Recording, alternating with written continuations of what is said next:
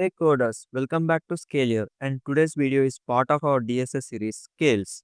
Today we are going to reverse a number, not just in one way, but in three different ways, each with its own logic and use case. Let's dive in. So what do we mean by reversing a number? If the input is 1, 2, 3, 4, the output should be 4, 3, 2, 1. And if it's 100, the output should be 1, not 001. Leading 0 should disappear. That's the key point. Let's start the code with main function. First, we need to take input from the user. For that, I am writing a scanner class. Scanner sc is equals to new scanner system.in. Now, this will accept the value from the user at runtime. Let's import the scanner from java.util package. Import java.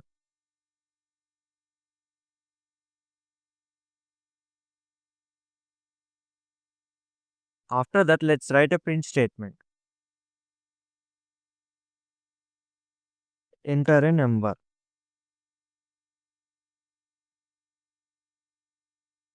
Once this message is displayed, I should accept the value from user.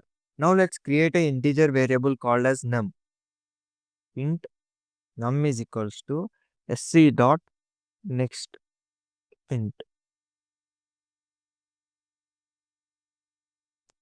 Now this num contains the value provided by the user.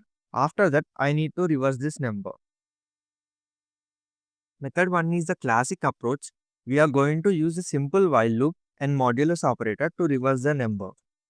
Let us take an integer variable rev which is equal to 0. Int rev equal to 0. We will store the reversed number here. It starts at 0 and we will build it digit by digit. Now let's take a while loop. Num not equal to 0. This loop runs until all the digits in num are processed. Inside this loop, we will take another variable called as digit, which will be equal to num divided by 10. So int digit equals to num divided by 10. We use this line to extract the last digit. Next line is rev equal to rev into 10 plus digit. This is where the magic happens. Multiply rev by 10 to shift it left, then add the new digit to the end. Next, num equal to num by 10. This line divides the num by 10 to remove the last digit which you have already used. Now let's exit the loop and print the reversed number.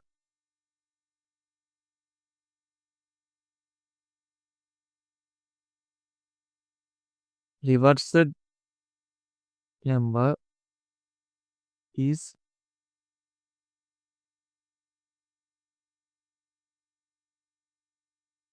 rev. Now let's run this program.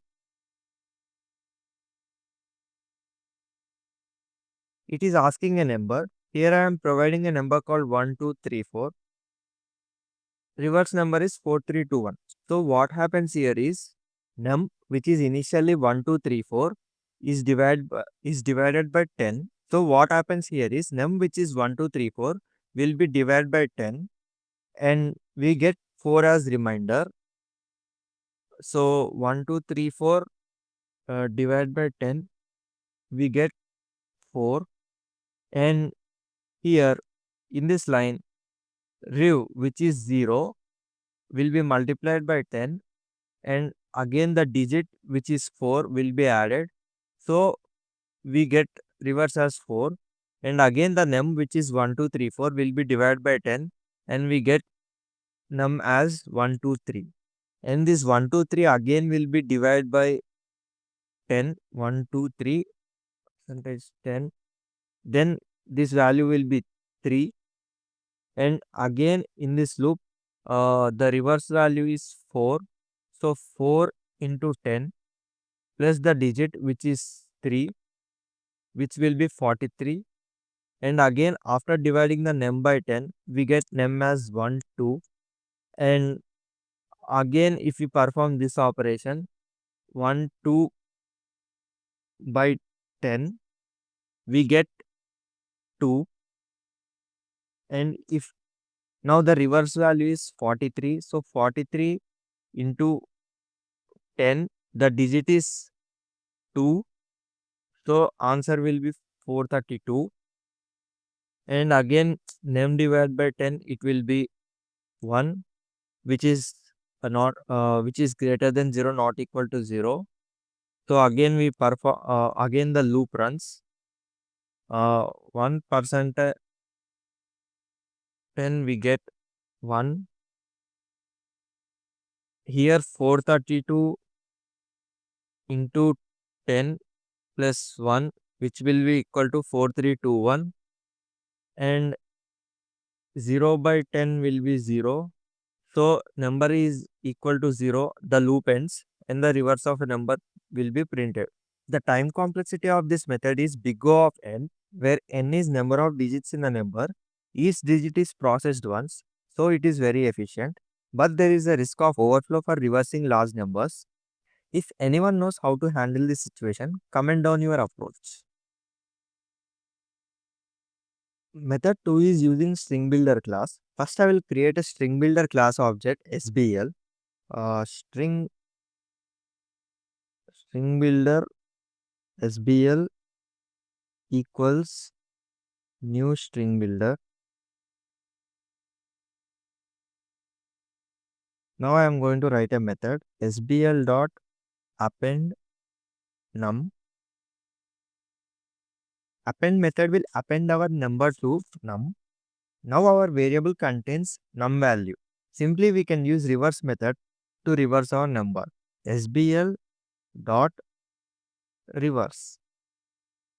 So we have to store the reversal variable. So I say string builder rev is equals to SBL dot reverse.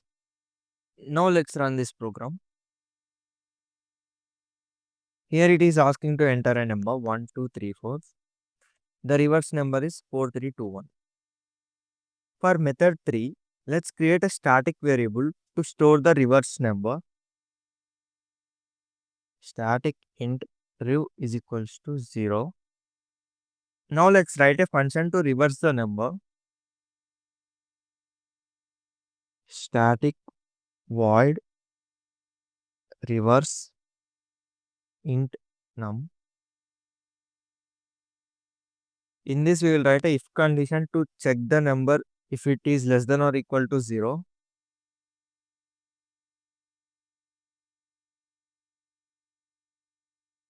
Next we are going to write the similar statements which I have used in the method 1. Int digit equal to num divided by 10, and rev is equals to rev into 10 plus digit.